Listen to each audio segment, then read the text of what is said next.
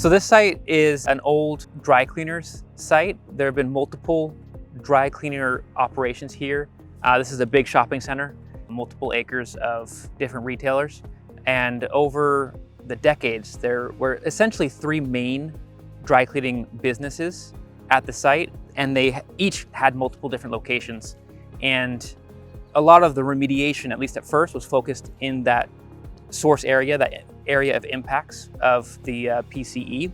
And we applied multiple remedial technologies, soil vapor extraction, or SVE, which was later enhanced by air sparging, where we're injecting air into the soil as we also extract it, and ozone sparging, where we're introducing the oxidant ozone, or O3, as a gas into the subsurface so we can react with and destroy the PCE that's in the subsurface. As we were working on this project from the beginning, one of our main goals and main focuses was developing a good working relationship with the regional board, with our regulator.